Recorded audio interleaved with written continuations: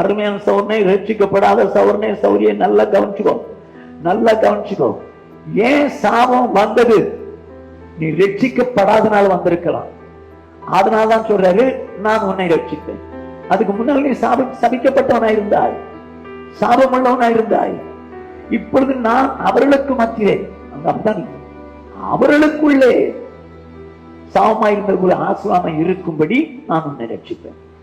இன்னைக்கு ரட்சிக்கப்படாத யாராவது இங்க இருந்தால், ஒருவேளை உன்னுடைய வாழ்க்கையிலே, உன் நிமித்தம் குடும்பத்திலே சாபம் இருக்குமானால் உன் வாழ்க்கையை திருத்திக்கோ, ரட்சிக்கப்படு.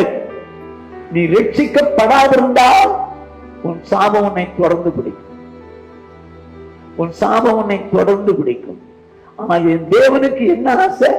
நீ சாபத்தோடு கூட இருக்கணும்னு ஆசை இல்லை.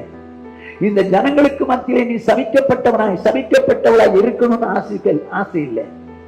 இதுக்கு மத்தியில நான் ஆசீர்வாதமா இருக்கும்படி நினைக்கிறேன், வச்சிருக்குன்னு நினைக்கிறேன். ஆகவே உன்னை ஆசீர்வாதமா மாத்துறதுக்கு உன்னை ரட்சிப்பேன் சொல்கிறார். அப்போ ஒரு மனுஷன் ரட்சிக்கப்படாத ஒரு மனுஷன் சபிக்கப்பட்டவனா இருக்கும்போது அவனுக்குள்ள ரட்சிப்பு வந்தா என்ன ஆகும்? சாபம் தானா போயிடும், சாபம் தானா போயிடும். அப்போ நீ ஒருவேளை இதை கேட்டுக்கொண்டிருக்கிற சௌர்ணை, இதுவரைக்கும் ரட்சிக்கப்படாதிருந்தால் என் தேவன் உன்னை ரட்சிக்க விரும்புகிறார். நீ ரட்சிக்கப்படணுமா வேண்டாமா? உன் சாபம் நீங்கணுமா நீங்க வேண்டாம்? ஏன் சாபம் தெரியுமா? நீ ரட்சிக்கப்படலை. அதனாலதான் உன் வாழ்க்கையில புரட்டாளிகளுக்கு மத்தியில, மற்றவங்களுக்கு மத்தியில, கிறிஸ்தவங்களுக்கு மத்தியில நீ சாபமா இருக்கிற. ஆனா ஆண்டவர் சொல்றாரு, நான் உன்னை ரட்சிப்பேன். எதுக்கு? நீ ஆசீர்வாதமா இருக்கு.